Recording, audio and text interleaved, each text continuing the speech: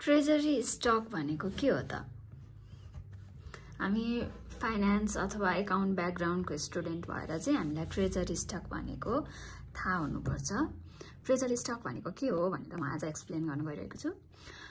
Suppose एउटा XYZ company रहेछ, यसको इस्युड सेयर कति रहेछ भन्दाखेरि 80,000। अनि अहिले आउटस्ट्यान्डिङ सेयर चाहिँ 70,000 रहेछ भने यो डिफरेन्स जुन 10,000 सेयरको छ नि, यो चाहिँ के भयो होला भनेर बुझ्छौँ हामीले। इस्युड सेयर 80,000 थियो, आउटस्ट्यान्डिङ सेयर 70,000 छ भने चाहिँ 10,000 चाहिँ के भयो होला त भन्दाखेरि यो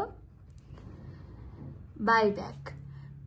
XYZ कम्पनीले आफैले किनेछ, फेरि फिर्ता लिएछ भनेदेखि यो जुन सेयर बाइब्याक भयो यसलाई चाहिँ हामी के भन्छौँ?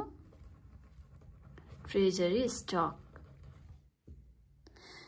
कम्पनीले आफूले इस्यु गरेको सेयर मार्केटबाट आफैले फिर्ता किन्छ भनेदेखि त्यसलाई चाहिँ हामी बाइब्याक एरेन्जमेन्ट भन्छौँ। बाइब्याक गरेर ल्याएको यो 10,000 सेयरलाई चाहिँ हामी ट्रेजरी स्टक भन्छौँ।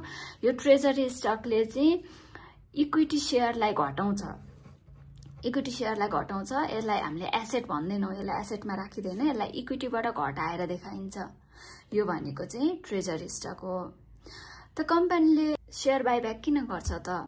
यो बाइब्याक गर्नुको मेन अब्जेक्टिभ भनेको बाइब्याक किन गर्छ त भन्दाखेरि यसले चाहिँ अर्निङ पर सेयर बढाउनको लागि, कम्पनीको अर्निङ पर सेयर बढाउनको लागि अथवा डिभिडेन्ड पर सेयर बढाउनको लागि अथवा मार्केट प्राइस अफ सेयर बढाउनको लागि चाहिँ बाइब्याक गरिन्छ। कस्तो केसमा चाहिँ बाइब्याक हुन्छ त भन्दाखेरि यदि XYZ कम्पनीसँग सफिसियन्ट क्यास छ भनेदेखि अनि यसको इन्भेस्टमेन्ट अपर्च्युनिटी चाहिँ छैन,